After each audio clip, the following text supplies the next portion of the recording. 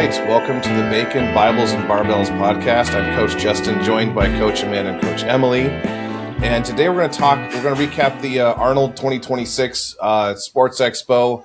I specifically went to the Pro Strongman show, saw some of the other stuff, not a whole lot. We'll talk about that. And I know Amanda watched at least the bikini competition and a little bit of the open. I did like to see that, speaking of bodybuilding, that Nick got second at the open show, which was cool because he's been trying like forever. And I did see pictures. I don't remember who he lost to, but I'll have some things to say about that. Okay, yeah. I thought it was cool that he got as far as he did. I just saw some pictures of him. I didn't see pictures of him next to anyone else, but I actually thought he looked better than before. He was more conditioned. I think he struggled with conditioning, and he seemed very conditioned this time. And Sam Sulek got like 7th or something like that, which is really impressive. It's his first pro show. He was, I think, totally conditioned for it. He's just not big enough yet. I saw him next to some of the other guys, and he hasn't filled out as much as he can for the classic division. It didn't look like to me anyway.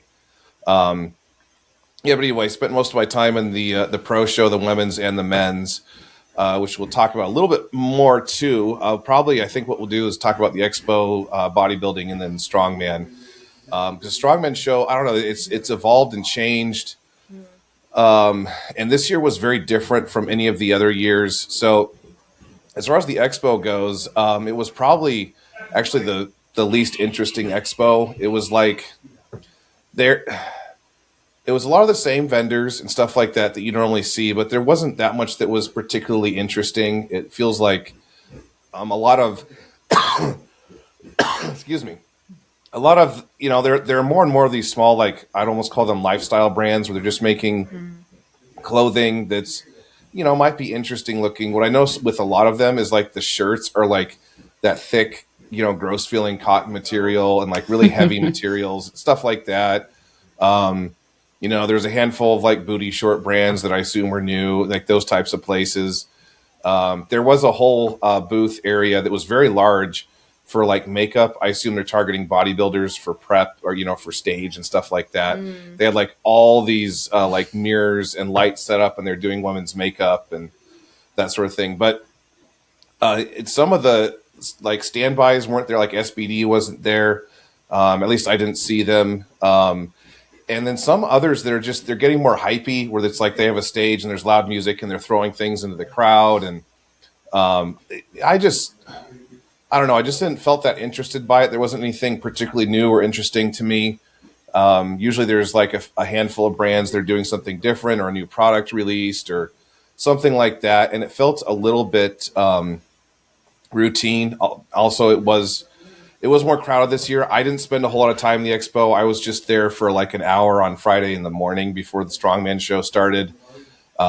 Dave was there, we were hoping he'd make it today, but I think he had a work thing come up. So he said when he was there on Saturday, it was way crowded. And normally the expo is like shoulder to shoulder. I mean, it's almost like if you go to like a standing only concert, you're just like pressing through a crowd and everyone's on top of each other. I guess it was a little worse than usual this year. I think they're overselling tickets a little bit, sounds like. And I didn't know, Amanda, you mentioned earlier that the police were called because people were feeling unsafe because of just how many bodies were in there. Just couldn't move. I think that there was actually something, I need to look at the details, but I think there was actually some sort of breaking fire code citation for how many people were in there at one time. Yeah, I mean, it wouldn't surprise me. I couldn't tell you how many people were in there, but it's a huge area. I mean, think of like the biggest Costco you've ever been to, and most of it is just shoulder to shoulder with bodies. Yeah. So yeah, a lot of people. It's thousands. I honestly no idea. And there also weren't as many like competitions going on before. You used to have like some like funky stuff. They had, I think what did they call it? Like X Games or something like that. That was the obstacle contest thing. They had the I don't know what it's called exactly, but the medieval sword fighting where they wear armor and beat each other up, LARPing. Yeah, yeah. Yeah. But it's actually kind of fun to watch. They get It is points cool. for how they whack each other. Yeah. And then like they used to have, Highland Games has been there in the past. That wasn't there. Usually there are a lot of like smaller powerlifting feds, especially seems like a lot of them like the I would just describe them as triple ply high squat divisions, or federations, but they are fun to watch. All I saw was XPC and USPL, which were fun to watch for a few minutes for sure, but just didn't see, it seemed like it was more like selling things, which is fine, but a lot of that stuff just didn't. I don't know. There just wasn't. Usually, there are things like, oh, that's a cool new product, and that's a neat thing. And it was a lot of stuff that we've seen before. Like last year, the Chocolates was there, which is a great product in my opinion. They had a booth again, but it's like I bought their product. I have it. I got enough. Just a little thing of it will probably last me years. So, yeah, I thought the expo portion of it was a bit less interesting than in previous years. Definitely more crowded, at least, especially when I was there on Friday. Usually Friday you can kind of walk around pretty easily in the morning, and that was not the case at all. And when I walked in too, there was still a line outside because we had media passes, so we get to sort of walk to the front of the line and just go right through. There was still like a big line out, down the hallway with hundreds of people that still weren't in yet. So, yeah, I would say that the expo was not quite as interesting as normal. It's probably just happened to be this year, whatever. But as far as the bodybuilding show, which I know, Amanda, you'll have a lot more to say on this. I don't know much about it. I've just seen some pictures. I didn't see any video. It's a separate ticket to go see that, and it's during the Strongman show. I'm more interested in Strongman, so that's where I went.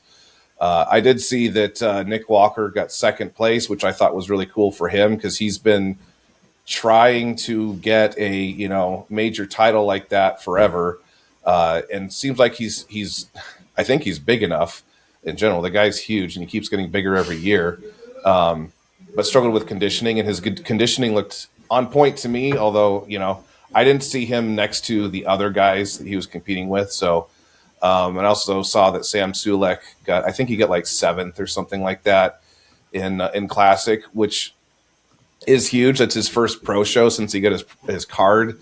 And I saw him lined up next to some other guys. He's just not big enough yet. He has some muscle mass, I think, to put on to fill out his division.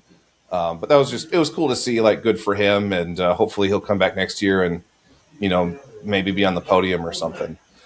So, Amanda, I'm sure you've seen a lot more pictures, and I think you saw part of it. What was your impression of the bodybuilding portion?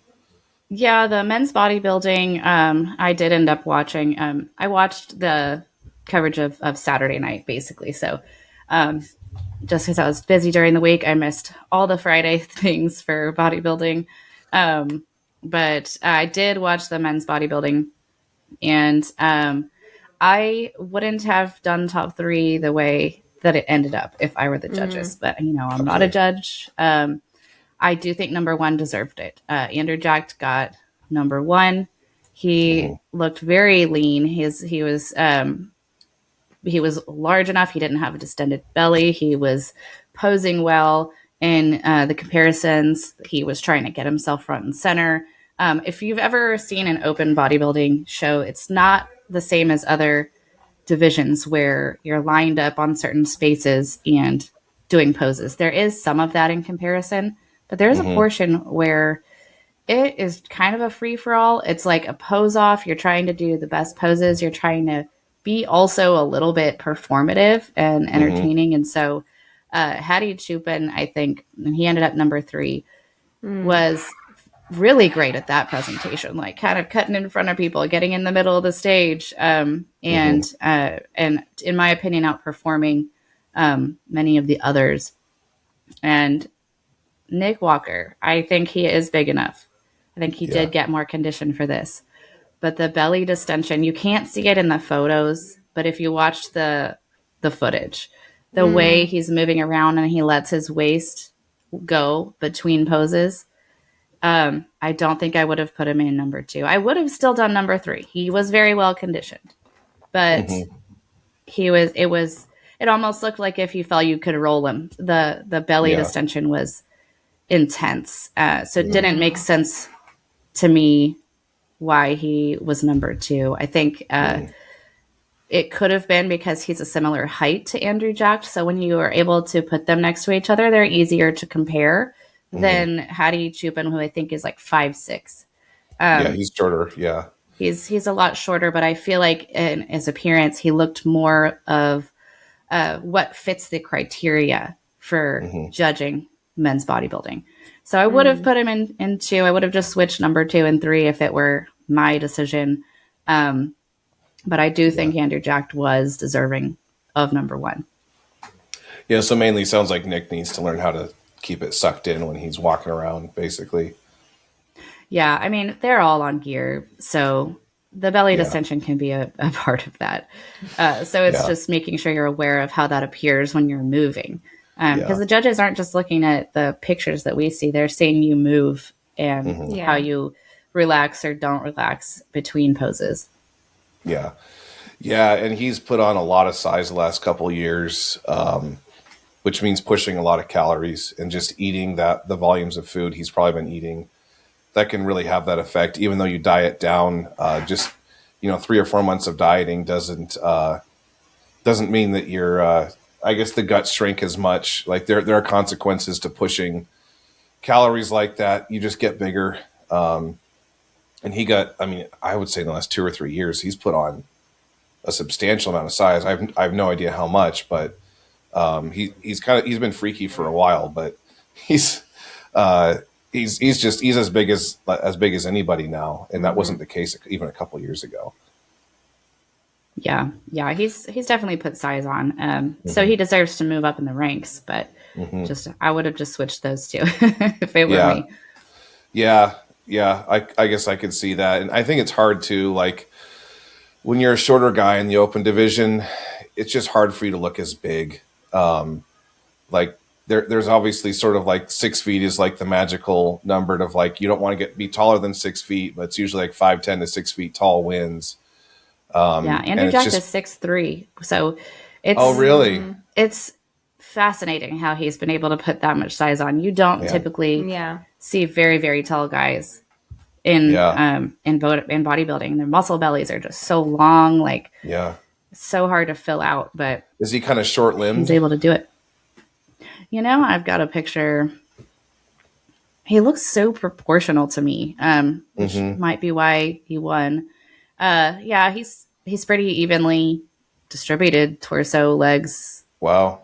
Arms always look a little short on bodybuilders, but that's just because their delts are their shoulders are so wide. Yeah, and their upper arms are just going to be their forearms or upper arms are just so huge.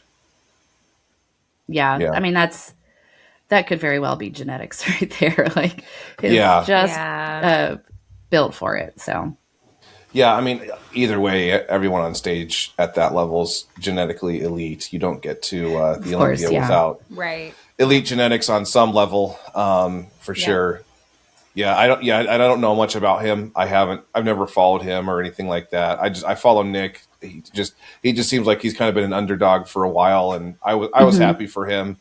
Didn't see the comparisons, and I don't know as much about what they're judging and looking for, but to me, it looked like by far the best he's ever looked, both size and conditioning. He's had pretty good size before, but he's just really struggled with conditioning, it seems like. And this was the first time I saw him that he got that like really conditioned, like kind of paper thin skin kind of look. The last show he did, I forget which one it was. It's like his legs just didn't quite have what they needed.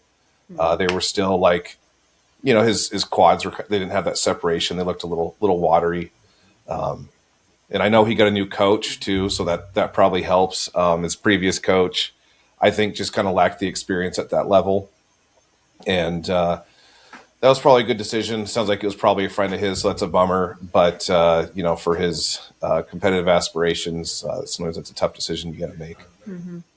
Yeah. Yeah, so cool. But the women's, I assume you have thoughts on that too. I didn't see any of it. For bikini, that's the only one I watched. I do have a friend of mine who I did gymnastics with when I was younger who competes in the fitness division. And she got number 2. So she's been inching her way up there. Even at Olympia, she's kind of climbing through the ranks. And so getting number 2 is a huge win for her. I watched her routine because I'm friends with her, but I didn't watch all of fitness. But I know she's worked super hard. So really proud of her, Amber Steffen. Okay. And one of the things about the Arnold, though, is they do not have women's figure, physique, or bodybuilding. Arnold, I think, actually made the decision because he thought it's for women to get that large, and what they have to do to get that large was unhealthy, and he didn't want to promote it. So that happened a few years back. I think he took physique and bodybuilding out first, and then figure. I'm not quite sure why the figure decision was made. I feel like wellness, it's still in there. Wellness is just as muscular, just in a different proportion. It is. It's just a different proportion. Figure. So, but people like watching the wellness girls. And is fitness the new one? Is it like the super bikini one? No, that's Fit Model. So that's not. That's actually not part of any shows yet. This year, it should be at the Olympia. Okay. So there are just now this year pro shows going on. I think Tokyo just had one, but they are going to have it on bigger stages here in this coming year. I'm still on the fence how I feel about that. My opinion hasn't changed much from before. But fitness is the one where they have figure poses built very much like figure, but they also do the routine with like the flips and the splits and like the more physical stuff. So more performance on that one. Okay. And that one's been around a little while. So they just basically was bikini wellness and what was the other one? Fitness. Fitness. Yeah. What's the fitness division? I don't know anything about that. Yeah, that's they have 2 different rounds. They have a routine round where they kind of get to invent their own outfits and stuff, but there's mandatory moves they have to do, and then they can choreograph how they put it together. So if it looks like a very jacked cheerleader. So I hope that doesn't offend anybody who does it, because it takes a lot of athleticism. But they also have a posing round. The suits are the same as figure. The poses are the same as figure. So I'm a little confused why figure's not at the Arnold. But there's more involved in that. I can only imagine the training that goes into that. If you're training, you're doing your nutrition, you're doing your cardio, and you have a routine that is beyond posing. It's actually athletic and flips and stuff like that. So. And you have to maintain the flexibility, which a lot of people lose when they're very muscular, because splits are part of it. So, it's a lot more involved. I feel like it would be a full-time job to do that. But bikini, nobody was surprised with the top 5. Everyone was just speculating on how that top 5 was going to be arranged. So, Laura Lee Chapados did not so great at the Olympia. She was second call out. I think she had a lot of personal stuff going on, and it just ruined her prep for the Olympia. That's a bummer. So everyone was looking forward to how she would come back, and she got a new coach and did very well. So she came in number 2. So going from second call out at Olympia last year, having had won it before. Actually, I can't remember if she won that or Arnold or both, but I know she's been on top multiple times. So she's working her way back up.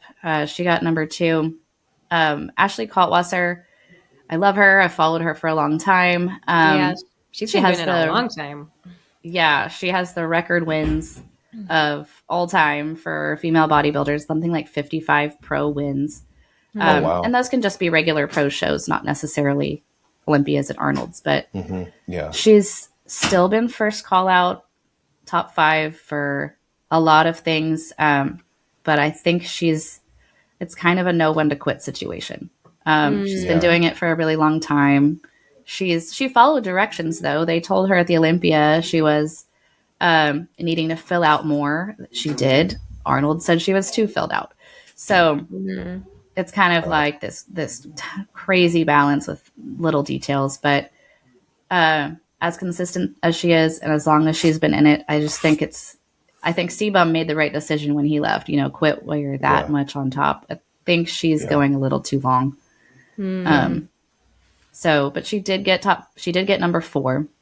So still not bad, but I just don't see her climbing up to the top again, in my opinion. Ashlyn Little got 3rd. She was 2nd at Olympia. She's shorter, so whenever they put them in comparison, it's a little, when you're in pro, you're not divided by height classes, like you are for amateur.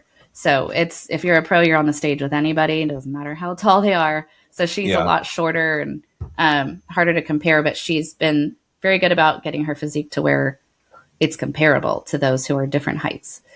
So she's number 3. And Amy Delgado was number 1. Really between Amy and Laura Lee, I think it could have gone either way, but Amy's been fighting a long time for that. So I was glad to see her on top. She's been first call out for a long time. I think that of this show, her physique looked like it matched exactly the description of what you're supposed to be looking for. The Olympia winner from last fall was questionable. There was a lot of controversy over whether that fit bikini criteria. Amy Delgado, in my opinion, is bikini criteria. So I'm glad that that's what is starting out the year for standards, especially since I'll be competing again this year. So I know what to look for, what I should be aiming for. Yeah. And bikini's gotten a little bit, they're looking for a little more size over the years, the last decade, right? Isn't that kind of the direction it's gone? Because they don't quite want you to be as small. Yeah, it's I think that the pros that are bikini now probably could have been figure several years ago. Like they've gotten a lot bigger. And figure's gotten bigger too. As you introduce smaller divisions, like everybody's always wanting to improve, but in bodybuilding, you keep improving, you keep getting more muscle, and it changes the division. So now that Fit Model has been put below bikini, so bikini's not the smallest anymore. Now Fit Model is. This was my prediction early last year when it was introduced. I was like, bikini's going to get bigger. And it seems like that's exactly what's happened. They've gotten bigger and a lot leaner. So, yeah.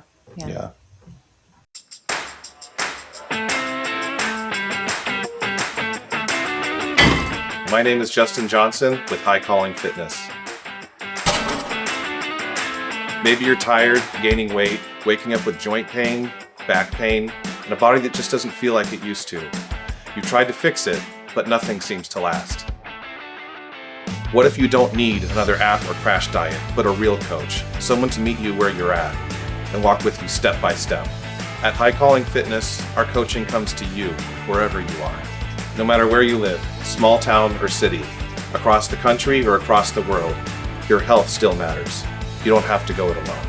We build personalized plans based on your goals, your schedule, and your equipment, even if it's just a set of dumbbells in a small space.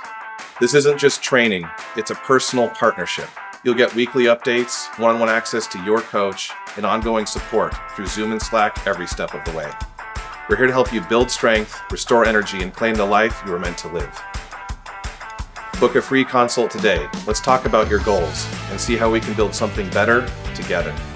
High Calling Fitness, built for the everyday, ready for the extraordinary.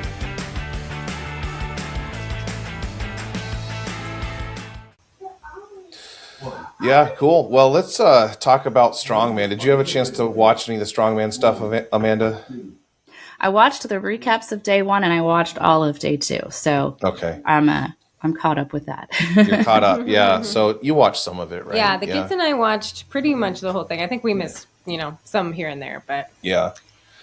I would say overall this year was very different from any other year that I've been. Interestingly enough, I would say the women's was actually more fun to watch. Just the men's was fun, but I just felt like there wasn't I don't want to say showmanship, but mostly just like you didn't have the big personalities it didn't feel like guys were taking huge risks. It felt like it was a little bit routine, a little bit business. I feel like we're in between strongman generations at the moment. You have like groups of top guys and then they sort of fall out and then they get replaced. And right now it's like, I think Mitch is, almost as good as he was. I actually think he's probably not quite as good as he was a couple years ago. I feel like that was his peak. Yeah. And he could get that strong again. I'm not saying it's impossible, but there was also nobody to challenge him, really. He didn't even have to finish the last event. It was a pretty comfortable, what I felt like was a comfortable win for him. No one pushed him on deadlift. He just kind of like did his thing. Didn't look like, honestly, he was trying that hard. Some of the lesser names were definitely pushing it hard. And it was cool to see some guy like Austin Andrade getting second place. That was really cool. He's been in the game for a while. I think he's from Texas. Mm-hmm. And he pushed hard. I mean, you could tell he pushed really hard and, basically got the best result he could possibly hope for. I mean, he only came behind Mitch by 1 point, which Mitch didn't finish the last event, and he could have. If he would have finished the last event, then that would have bumped him up a few points. But it was still very, very close. And he only beat Martins by 1 point as well. The top three were close. We're still pretty tight, but it wasn't, I don't know, you just didn't have the upsets. You didn't have the surprises. Like I said, it felt fairly almost routine. Nobody deadlifted in the men. Nobody deadlifted over 1,000 pounds. I think Mitch could have. It was just nobody was there to challenge him enough to make him do it. And I remember, I think it was 2 years ago, I think 3 or 4 guys deadlifted over 1,000 pounds. Yeah. And this year it was like nobody did at all. Right. Nobody even attempted to go for the record. It just wasn't. It was. Well, I don't know. It just felt. Floors there, the deadlift is going to go over 1,000 pounds, but Yeah. you're probably not going to really see that if there's not that level of challenge to hit. Yeah, that's true. But it would have just been Mitch and Thor. Like in other. A couple of years ago, I think it was 3 or 4 guys that did it. I think. Yeah. And nobody could have gotten over 1,000 pounds. Mitch just didn't because he didn't have to. Yeah. And I think that's a big difference now because Mitchell has been on top for a while. The leader does kind of set the precedence and the tone of things. And Mitchell plays the game a little differently. Like, he's not as much of a showman. He's very much like, I'm here to get this done, and I'll only do the minimum to get my win, sort of thing. Like it would have been fun, honestly, to see him just finish the last event, like just to see how fast he could do it. But he wasn't going to because he didn't have to. And that's just the way he does it. And that's not necessarily bad, but I think it does change the tone for the rest of the competitors and how they go about doing business. It's not quite the same as when you had, 3 or 4 super strong guys that they just flat out wanted to see what they could do at the Arnold because they were at the Arnold. So they were going to put it all out no matter what. Yeah. It's basically like nobody was pushing each other. Oh, yeah. His I attitude agree is there. so much better. Mitch Hooper. And he even said in the interview afterward, though, like, Strongman is a game of winning by points, not who's actually the strongest. And that's correct. And a lot of these guys probably could be better contenders and kick him off his number 1 spot if they thought that way too. But a lot of them don't quite think strategy. They do to an extent to get to the elite level. They are. You have to do that. But they probably don't think of it as much as Hooper does. Yeah, I think that's true. But I also think, I don't think anybody could have done it. I don't think anybody could have, no matter how much strategy you look at with that playing field, he did he did do really well. And so I don't know. I don't think, and interestingly enough, like, it's not like he got, he wasn't even necessarily top 3 each event. But again, he didn't have to be because there's nobody to push him like that. And I honestly don't think anyone there was well-rounded enough to push him that hard. It just didn't seem like it to me anyway. Yeah.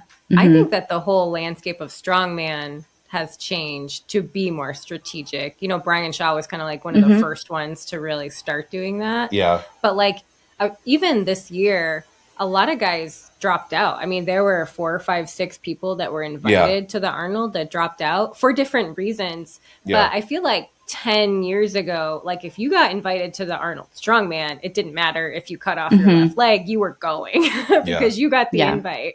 And now I think the guys are thinking a lot more strategically overall. They're planning their competition seasons more wisely. If they're a little bit injured and this comp doesn't mean as much to them, they're not going to come.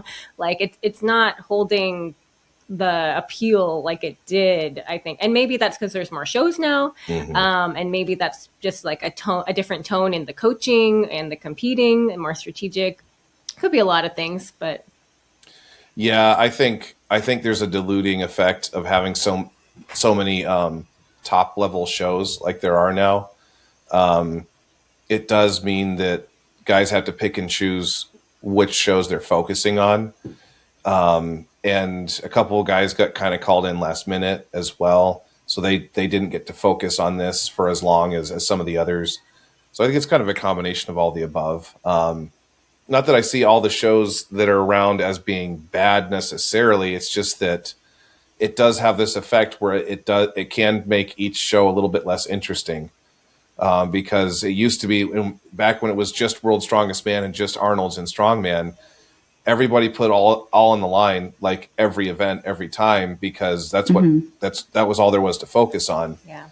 So, yeah, it just sort of has that effect, I guess. Yeah.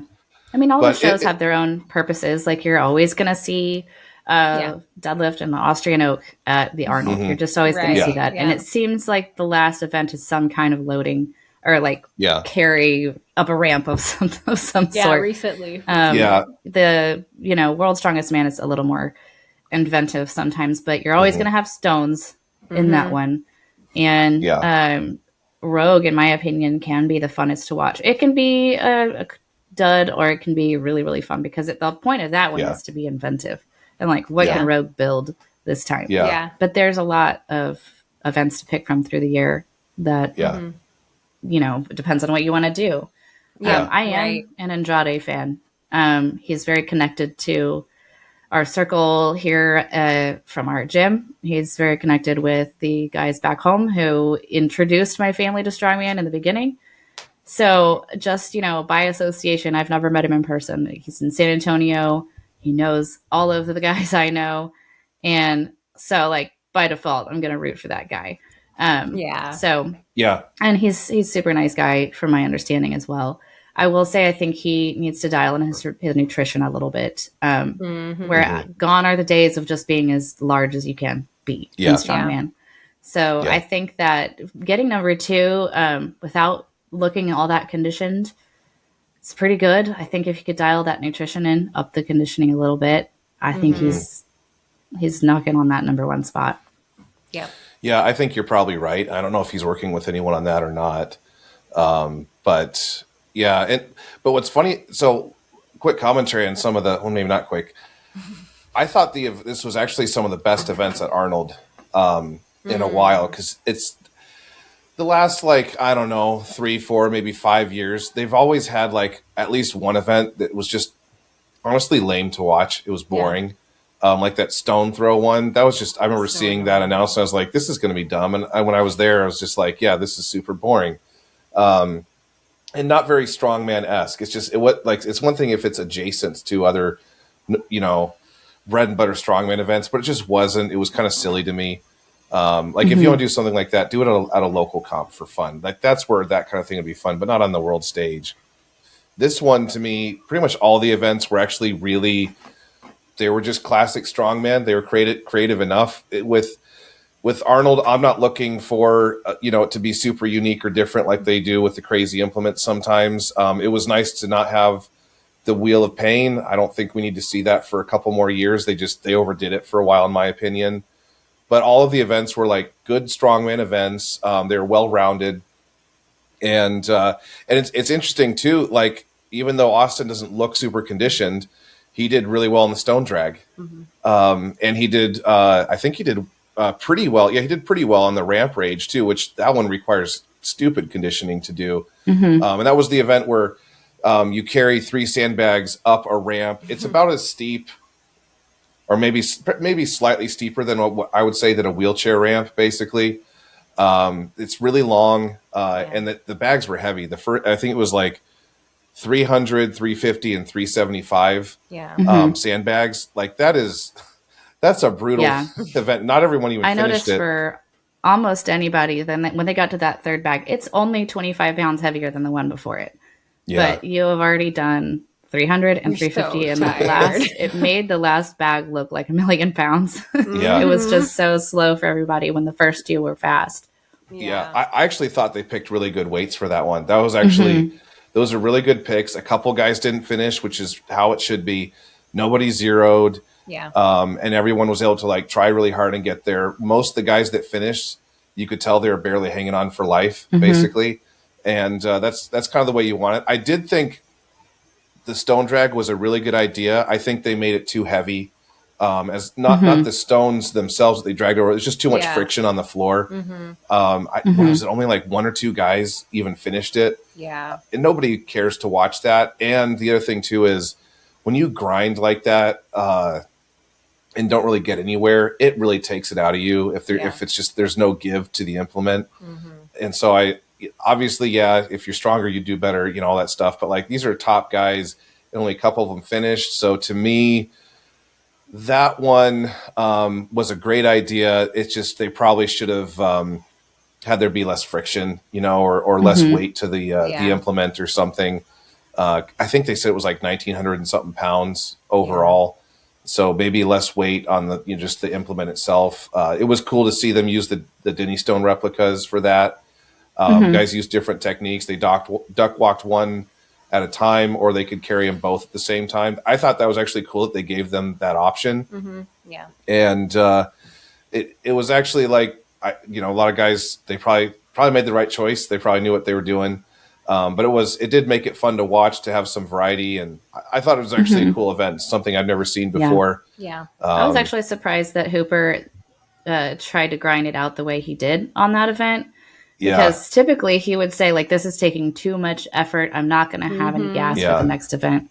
But he really, like, left every bit of it on the floor. Yeah. And I didn't think he would go that hard. Yeah. Yeah, and I think he didn't finish. I think he was. In fact, I don't know if any of the top guys finished. Yeah, it was Martins a really interesting finished, event.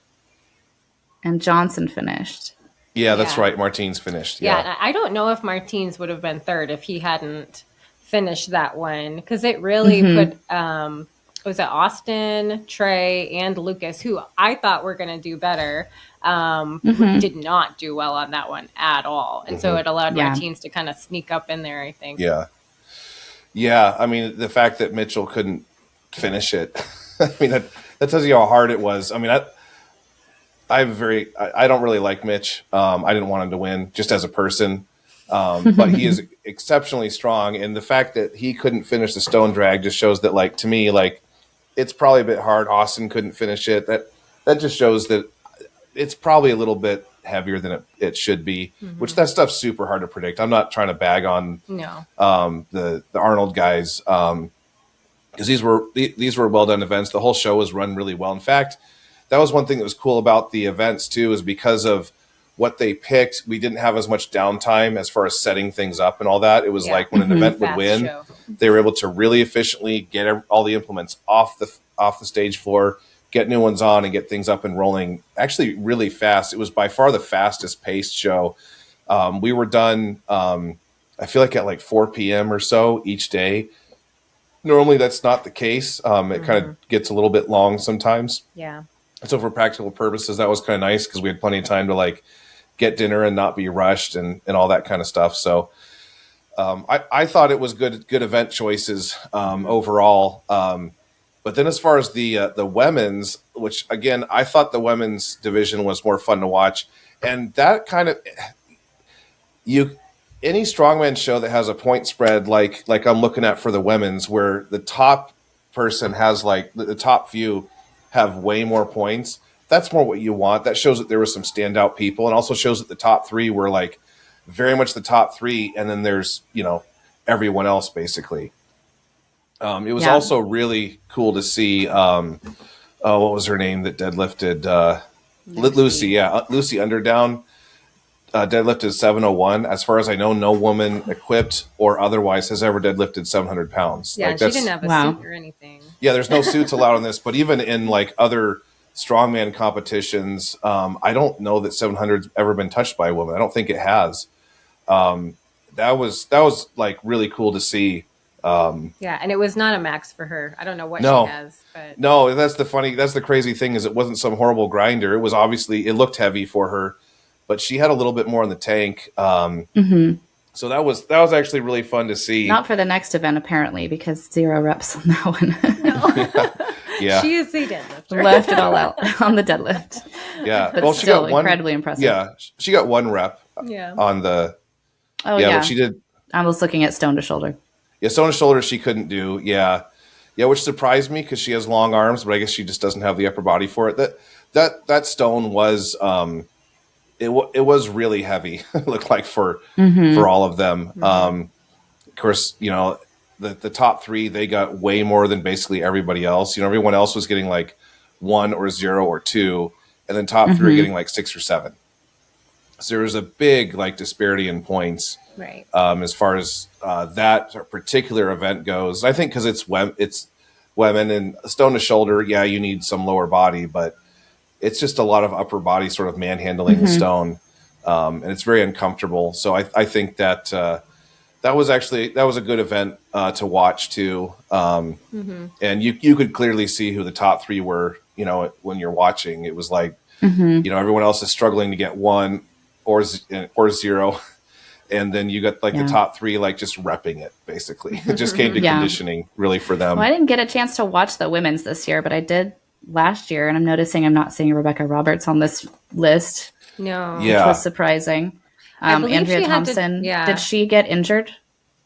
So it looks like she withdrew. Did the first event and then she did get injured. I think they interviewed her at one point and she said that she was basically like, it wasn't, she could have kept going, but she just kind of chose not to, she didn't want to get injured further. I think she was just having I think she came in with a small injury and she noticed that it got very irritated after the deadlift. Yeah. Someone told me they thought it was hamstring related. But I don't know for sure. She didn't say, when they asked her. So, which is unusual. Usually an athlete would be like, oh yeah, I've got this thing. Yeah. But yeah, she had some sort of injury she was dealing with and decided to pull out. Yeah, Rebecca, I don't know what the story is with her. I don't know if she was invited and couldn't make it, or she was invited. I actually saw a statement. It was just because she just pulled out 3 or 4 weeks ago. That it was personal business. The reasons that she was pulling out. I think she's part of some sort of lawsuit that's going on, and she grief. She didn't give specifics or anything, but it's something that she was all consuming at the time being. So yeah.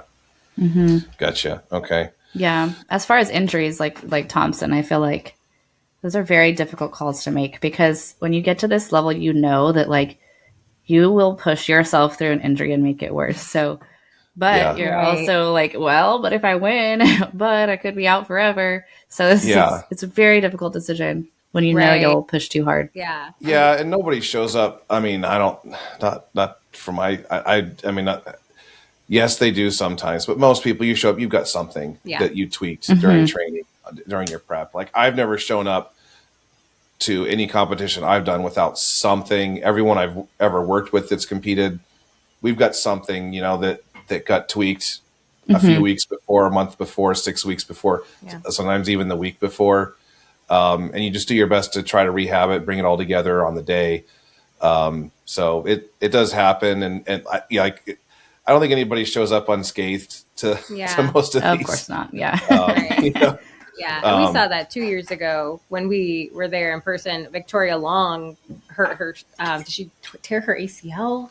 Oh, something pretty bad on the deadlift. I thought it was her quad. Maybe it was her quad. It was something very serious. I think it was a very significant quad tear, which is what she had torn it like the year before too. Yeah. And I think she would have won that competition. I mean, she was destroying everybody. She was destroying everyone. But that after that, she was just like, I'm done. That's just my body telling me I need to be done. And that was it. I think 2 quad tears will do that for me. Oh yeah. Yeah. She had one like months or the year before, as I recall, and then she tore it again.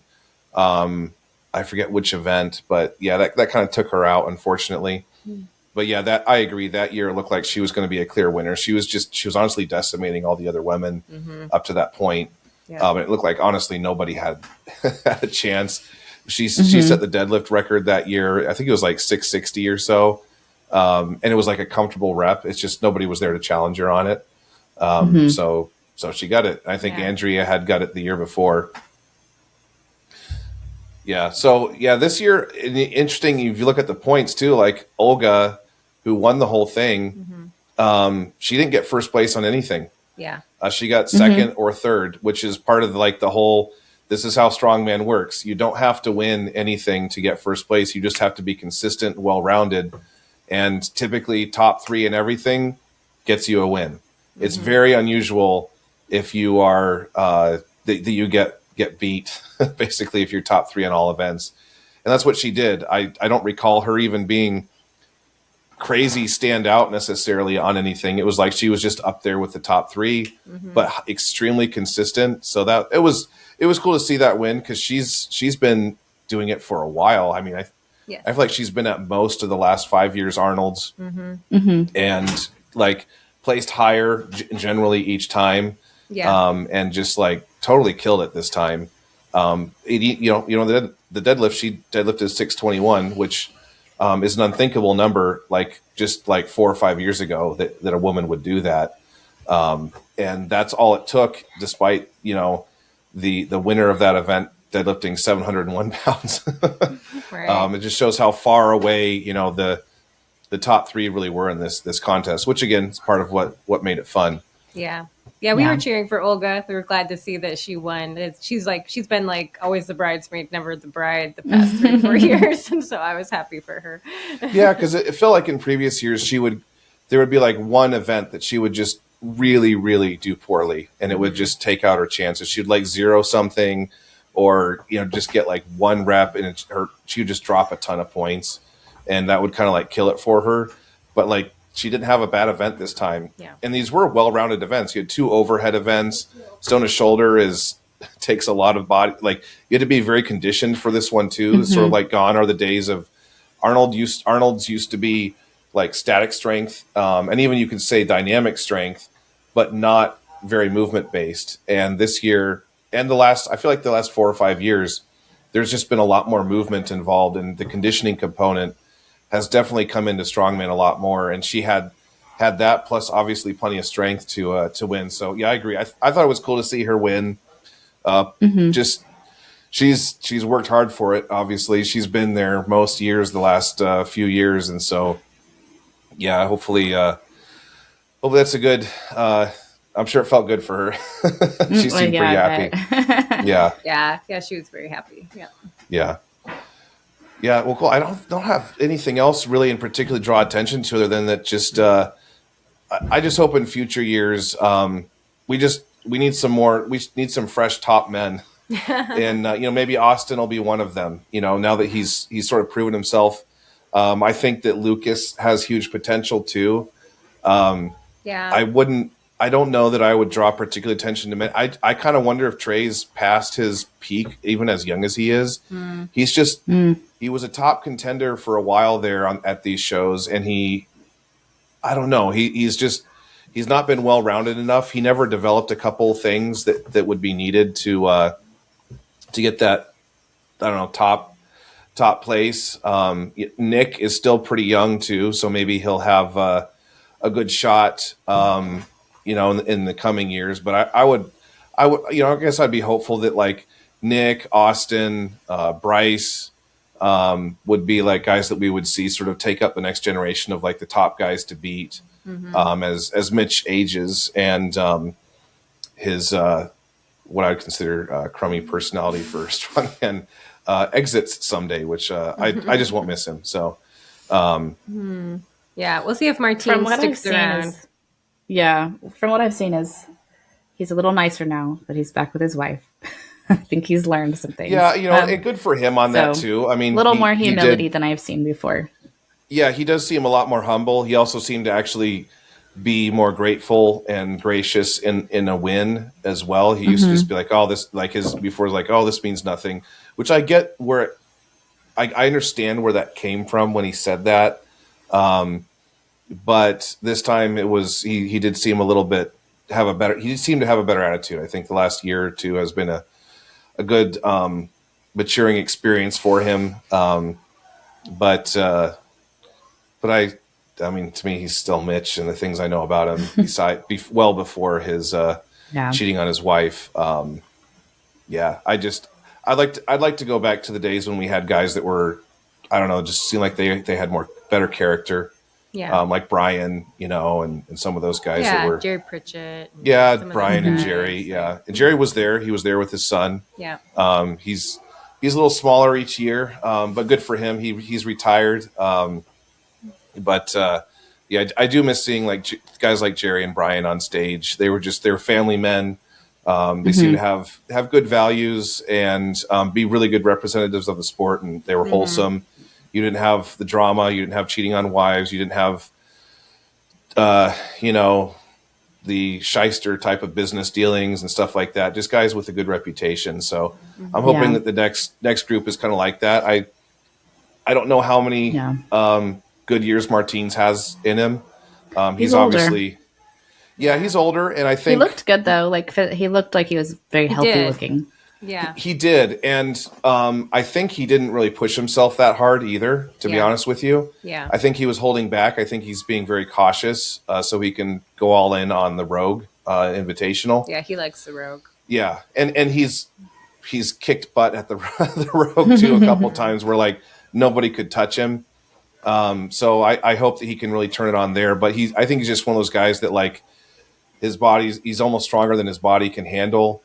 And it did seem like early on in his strength career when he was in that foundational development phase, what I recall of his old training videos is back when I used to consume a lot more content.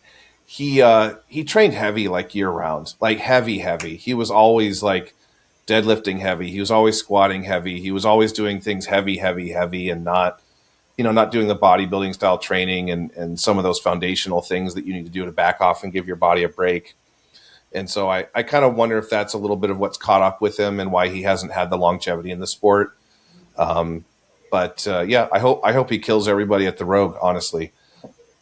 And I would say he's been a good figure in the sport overall too. Yeah, Trey as well. Trey always brings I don't know if he still does this, but he used to always bring his mama. Yeah. all the shows, and she'd be like his handler. Is just the cutest thing. Trey has been a good ambassador for the sport too. Yeah. I think he trained out of his like church shed for like years. Yeah. I don't think he does anymore. Oh, wow. No, he doesn't anymore, but he trained at the shed, like the storage shed thing that his church had. Yeah. But he is a good ambassador for the sport. I totally agree. He's a good figure in the sport. A little bit, but also it's fun to see the personalities a little bit more. And Trey is kind of a robot. And I don't know. I feel like he's not developing much anymore. And I hope he still can, because he's not that old yet. I don't know if he's even 30. So maybe he still has some more years of development where he can still get stronger. Because I felt like this year he wasn't as strong as he's been in previous years, and I'm not sure what that may or may not be. It could be his personal life or other things. But I would really like to see. I'd like to see him win one of these shows too, because he hasn't yet. And I think he's the kind of guy that could have the potential to do so. Yeah. Yeah, but overall, it was a great time. I had a lot of fun going there with a couple other High Calling Fitness clients that I've gone with the last handful of years, and we've become very good friends. So it's always been a good time. Honestly, even if the show stinks, it would still be fun to go, and I'd still do it. I'm hoping for some other guys to come up in the men's open, pro shows on the world stage that could maybe, I honestly just kind of make it a little bit more fun and interesting like it used to be, but also be good ambassadors for the sport overall.